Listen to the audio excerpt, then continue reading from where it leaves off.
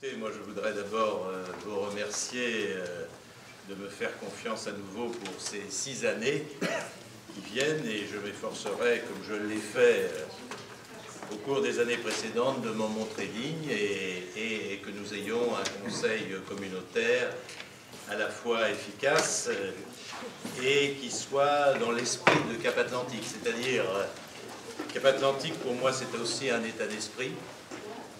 Respecter l'esprit de la charte et de la charte qui nous a permis de créer notre communauté. Œuvrer avec vous tous sans différence pour le développement, la cohérence, la qualité environnementale de notre territoire, et puis aussi une volonté d'équilibre entre les petites communes et les communes plus importantes, dans un esprit de solidarité, comme nous l'avons toujours fait, dans un esprit d'efficacité, mais aussi dans un esprit de justice, ce qui a, me semble-t-il, toujours présidé à nos actions. Mais Cap Atlantique, c'est aussi un projet, c'est un outil technique pour faire aboutir des projets d'intérêt communautaire ou des projets communaux. C'est aussi un levier pour gérer au mieux, dans l'intérêt de tous nos habitants, les grands services publics que sont l'eau, l'assainissement, les déchets, les transports.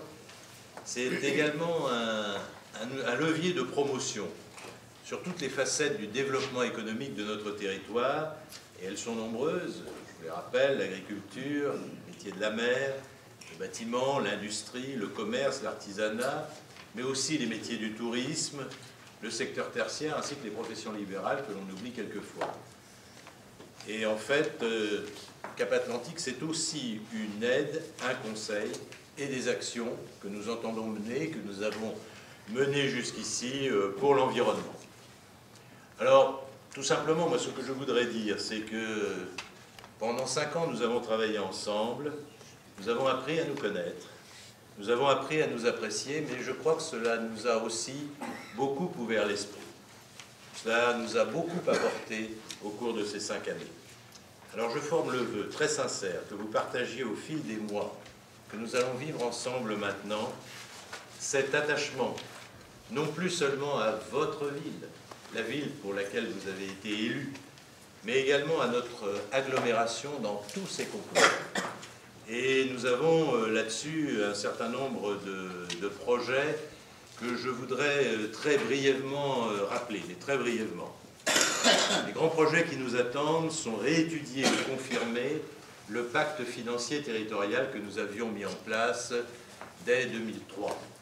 La dotation de solidarité, les fonds de concours, les taux de taxes professionnelles qui sont la principale ressource de Cap Atlantique, les taux de taxes d'enlèvement des ordures ménagères qui sont aussi une ressource importante et qui permettent de couvrir la totalité de nos dépenses en matière de déchets, les charges transférées, mais aussi l'élaboration des projets et la répartition pour les prochains contrats territoriaux que nous aurons à faire.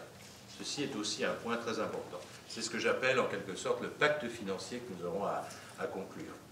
Nous aurons à mettre en place aussi une stratégie de développement économique et touristique de notre territoire.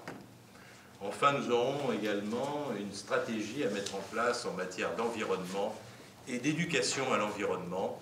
Et là, un certain nombre de propositions s'étaient déjà faites jour. Je crois que nous aurons à les poursuivre. Sur les projets en cours, d'essentiels, ou qui me paraissent essentiels, mais il y en aura d'autres, et au fil de ces 6 années, vous en proposerez d'autres. Le PADD et le SCOT de Cap Atlantique. La réalisation des zones d'activité de Guérande, Saint-Liphard, Saint-Molf et Herbignac. Le PLH et ses réalisations concrètes pour le logement, puisque nous l'avons voté, les communes l'ont adopté, maintenant il va falloir le réaliser. Les actions pour l'agriculture et les métiers de la mer, ainsi que surtout la saliculture. Je pense notamment à la restauration du secteur Careil-Mouzac. Le schéma général d'assainissement au nord, qui me paraît également un point extrêmement important pour l'équilibre de notre territoire. Le musée des Marais Salants et le château de Ranrouette. La mise aux normes des sites de Kéraline et de la station de transfert de Guérande. La mise en service du pôle d'échange multimodal de la gare de la Baule, qui va constituer un plus important pour tous les usagers du train et tous les usagers qui, au-delà du train, souhaiteront